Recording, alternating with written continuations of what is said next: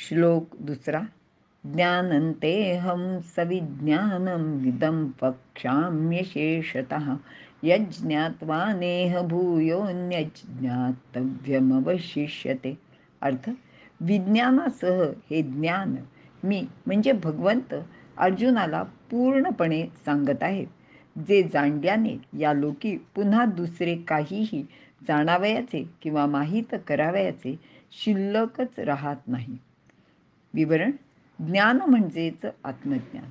समर्थांचे शब्दात सांगायचे झाले तर ओळखावे आपणासी आपण, हेच ते आत्मज्ञान. स्वरूपाचे ज्ञान ते आत्मज्ञान. सूक्ष्मतम तत्वाचे ज्ञान म्हणजे परमात्म ज्ञान. आणि विज्ञान म्हणजे विश्वज्ञान किंवा विशेष ज्ञान किंवा महत्त्वाच्या गोष्टींचे ज्ञान किंवा त्याचे रहस्य जाणणे म्हणजे विज्ञान. ज्ञानदेव म्हणतात, येर प्रपंचू हे विज्ञान, म्हणजेच विश्वातील विविधतेचे ज्ञान म्हणजेच विज्ञान. या दोन्हीचे नाते किंवा परस्पर संबंध भगवंत या अध्यायात स्पष्ट करून अर्जुनाला सांगत आहेत. मागील अध्याय 3 मध्ये कामक्रोध हे ज्ञान विज्ञानाचा नाश करणारे आहेत असे सांगितले आहे. या कामक्रोधाचे नाशासाठी योगाभ्यास सांगितला आहे. त्यामुळे तो ज्ञान विज्ञान तृप्तात्मा असा होतो. अध्याय 6 मध्ये ही गोष्ट पुढील प्रमाणे सांगितली आहे की जोपर्यंत हे कामक्रोध शिल्लक आहेत तोपर्यंत ज्ञान विज्ञान होऊ शकणार नाही.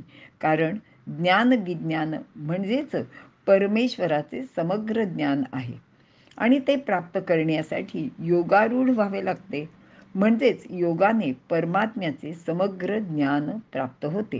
आत्मसाक्षात्काराचा सुद्धा अनुभव येतो. या ठिकाणी भगवंत अर्जुनाला समग्र ज्ञान अगदी बारीक सारीक तपशिलासह देण्याचे इथे आश्वासनच देत आहेत.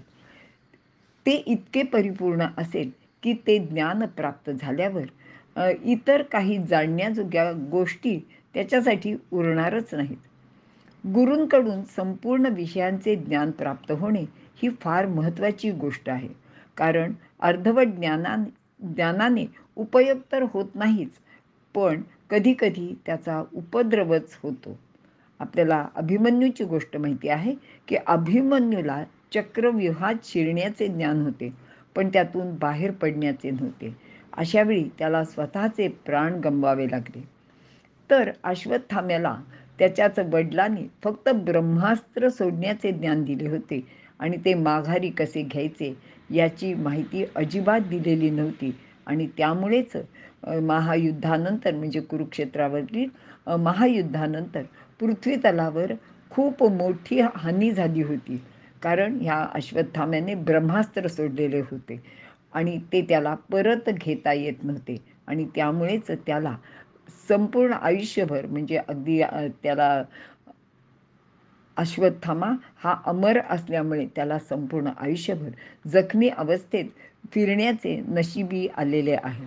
असे हे अर्धवट ज्ञान कृष्ण देणार नव्हता, तो पूर्ण ज्ञान देणार आहे. यानंतर शिकण्यासारखे अगर जाणण्यासारखे अर्जुनासाठी काहीच शिल्लक राहणार नव्हते.